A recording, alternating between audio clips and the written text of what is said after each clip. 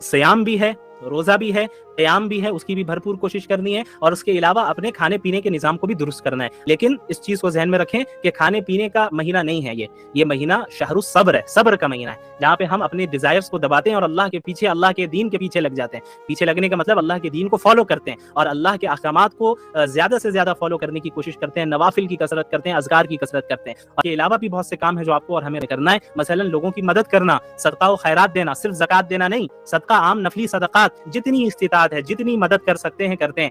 कभी क्वांटिटी को के ऊपर फोकस न कीजिए, आपकी इस्तिताअत 1 रुपए देने की है वो दीजिए।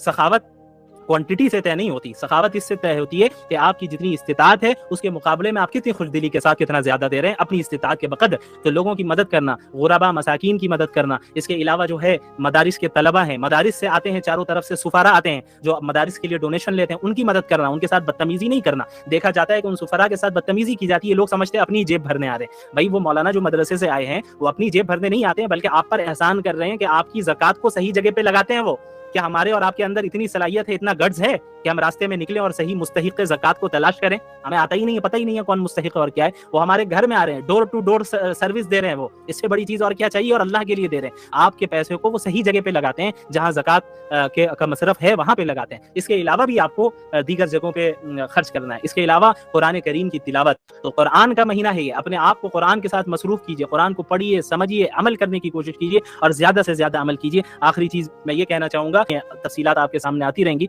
उसके बाद उन तमाम चीज़ों पर अमल करने की कोशिश करना। में दुआओं का एहतमाम ज़्यादा कीजिए। आपको मालूम होना चाहिए कि सूरह बकरा में जहाँ रमज़ान का जिक्र हुआ है कि रमज़ान के अहकामात बताए गए हैं कि रमज़ान के रोज़े फ़र्ज़ हैं तुम्हारे ऊपर, और अगर तुम मुसाफिर हो या बीमार हो तो फिर तुम बाद में रखोगे। ये जो आयतें हैं, वहाँ इन आयतों के जिक्र करते करते अचानक एक आयत आती है, वइज़ा सअलका इबादी अन्नी फ़इन्नी क़रीब, कि अगर मेरे बंदे आपसे मेरे बारे में पूछें तो आप कह दें कि मैं अपने बंदों से करीब हूँ। वो जब भी मुझे पुकारता है, कोई भी बंदा मुझे पुकारता है, मैं फ़ौरन उसे जवाब देता हूँ। लिहाजा वो मुझे पुकारता रहे ताकि वो और मुझ पर ईमान रखता रहे ताकि वो हिदायत पा सके।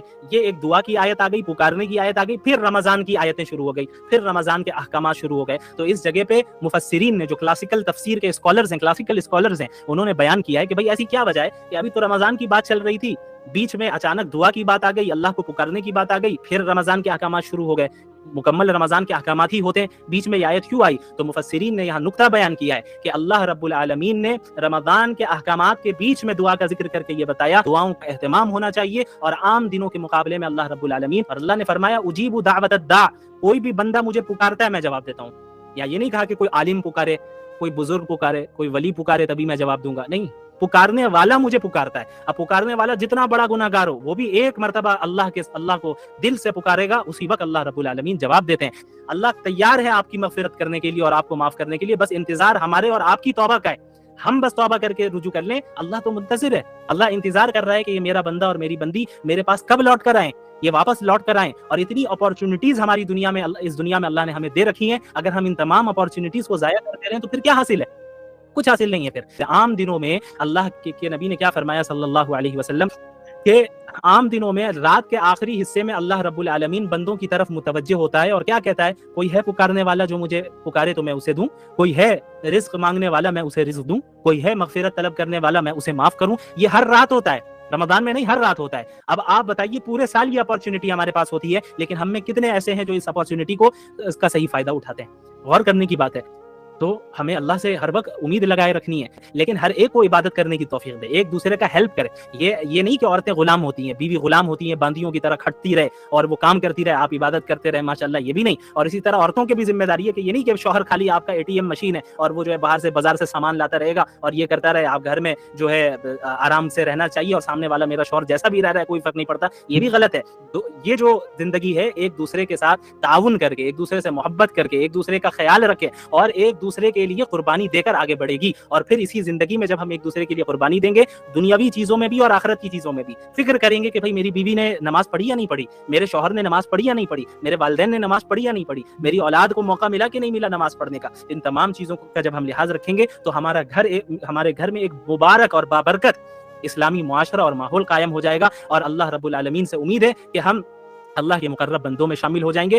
تو ہمیں یہ دیکھنا ہے کہ ہم شیطان کے ایجنٹ بنیں گے یا اللہ رب العالمین کے بندے بنیں گے. ہم شیاطین کے بندے ہیں یا اللہ کے بندے. اللہ کے نبی صلی اللہ علیہ وسلم نے فرمایا لا یؤمن احدکم حتی یکون ہواہ تبعا لما جئت بہ.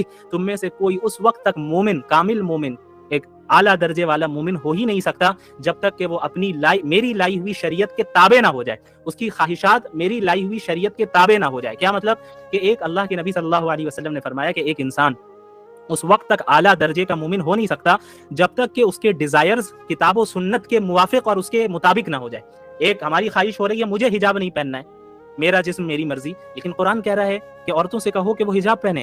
اب یہاں پہ امتحان ہو رہا ہے، یہ امتحان کی جگہ ہے کہ اب یہ میری بندی اللہ میرے حکم کو ترجیح دے گی یا اپنی خواہشات پہ عمل کرے گی.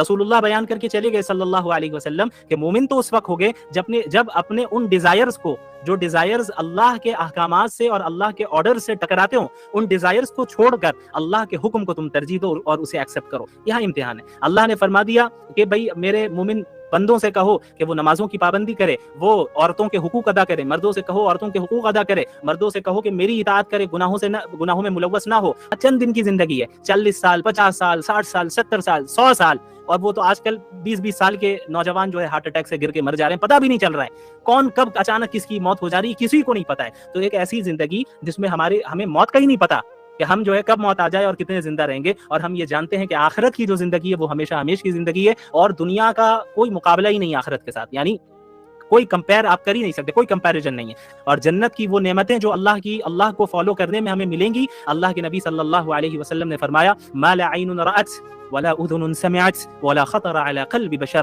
کہ جنت ایک ایسی جگہ ہے جسے کسی آنکھ نے نہیں دیکھا، جس کے بارے میں کسی کان نے نہیں سنا، اور وہ انسانوں کے امیجنیشن سے باہر ہے. آپ امیجن کریں، آپ کے امیجنیشن میں آپ لائیں جنت، آپ کتنی لگژریس لائف کو تصور کر سکتے ہیں، امیجن کر سکتے ہیں. جتنی لگژریس لائف کو آپ تصور کر سکتے ہو وہ جنت نہیں ہے، جنت اس سے بہت اعلیٰ ہے. کیوں؟ انسان کی امیجنیشن سے باہر ہے، انسان کے تصور سے باہر ہے. تو اب ایک عقل مند انسان کون ہے؟ جو اس دنیا کی حقیر نعمتوں کو اس آخرت کے لیے قربان کر دیں. ہم یہ نہیں کہہ رہے ہیں کہ دنیا انسان کو نہیں کمانا ہے، دنیا بھی کمانا ہے، مسلمان کو ہر فیلڈ میں رہنا ہے، لیکن اور اپنی خواہشات پہ بھی عمل کر سکتے ہیں، لیکن اس وقت تک جب تک وہ اسلام کی باؤنڈریز کے اندر ہو. ایسی خواہش، ایسی دنیا کمانا جو اسلام کی باؤنڈریز سے باہر نکل جائے اور ہمیں لے جائے، یہ جائز نہیں ہے. اس سے اپنے آپ کو دور رکھنا ہے. تو روزے کا مقصد ہی یہ ہے، روزے کا مقصد ہی یہ ہے کہ ہمارے اندر تقویٰ پیدا کرے.